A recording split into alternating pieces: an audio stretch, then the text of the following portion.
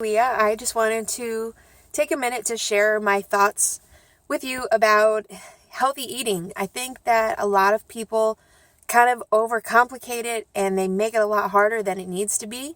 And here I'm talking specifically about eating for weight loss. So there are a lot of kind of like extreme kind of fringe type things that people do, that they say, oh, this is really going to work, or it's been working for me. And the crazy thing is, a lot of these kind of extreme, I'm going to call them diets because I think that's what they are. I think a lot of them do work, at least temporarily. But I'm going to talk about why I'm not such a fan of those things. So, and the crazy thing is, like, I've done probably all of them. I've been trying to lose weight for a really long time. And I hear about these things that people say are working for them. So I'm like, yes, I got to try it. Maybe that'll work for me. And a lot of them do, at least for a while. But I'll tell you kind of how I've come to my current like healthy eating philosophy. So I know that many people are interested in things like extreme low carb diets, like ketogenic diets, paleo diets, even like cleanses, where you totally eliminate like certain food groups for a day, a week, a month, whatever. I've tried all of these things, and yes, I've been able to lose weight. But what my eating philosophy, like as I've come farther and farther in this journey, has gotten so much simpler rather than being really rigid. And I think why that happens, I've just learned like how adaptable our human body is. Think about it. You could survive technically off of Oreos for a long time. I mean, you wouldn't feel great. You'd be pretty unhealthy, but like you could survive. You could make it. But our body just has like some kind of general basic needs. We need carbs, we need proteins, we need fat, we need vitamins and minerals. What we choose to do with that, in terms of like our goals for weight loss or just general health, it's pretty adaptable. There are a lot of different ways to do it. So some people do have success with things like a low carb diet.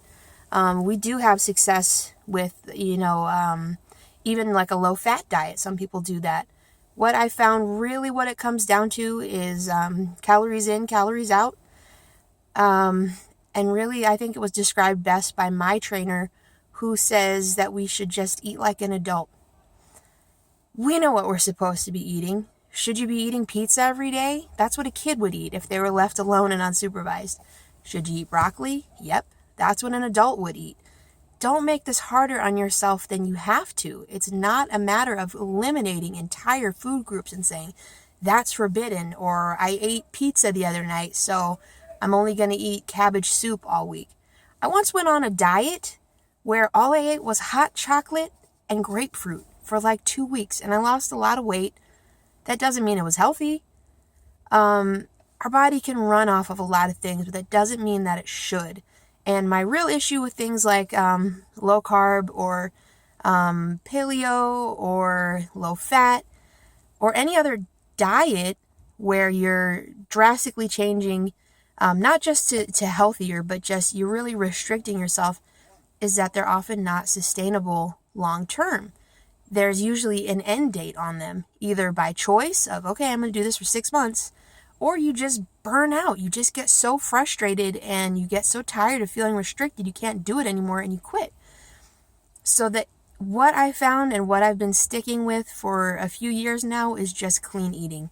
I've just been cutting out as many processed foods as I can. I cook as much as I can from scratch. There's no food to me that's like off limits. If I really want pizza, I'll try my best to make it myself. I just try to eat the most like healthiest, least processed foods that I can, organic whenever possible.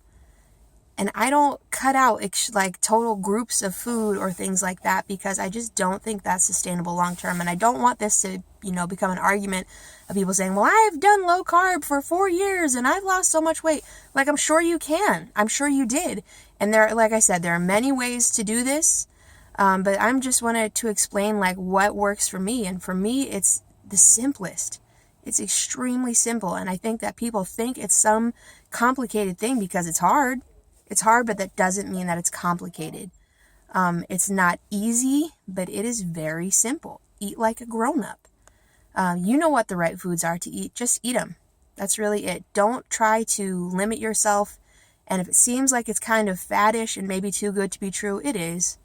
Honestly, like the USDA food pyramid, other than having so many like refined grains and other refined foods in there, if it was just whole foods, they would probably have it right. And people have strayed so far from that into thinking that foods like sweet potatoes and rice are bad for you, and they're not. Carbs are your body's preferred source of fuel. You need them for energy, for your workout. You need them for your brain to function. And then there are these cleanses where all you're eating is like maple syrup and cayenne pepper. Severely restricting your calories is not a good idea. What's the difference between that and anorexia? You're just going to have a little bit of anorexia for a few days? Your body needs 800 calories a day to function properly, just for your brain to work. Some of these diets don't even have that. No wonder you feel like crap while you're doing them.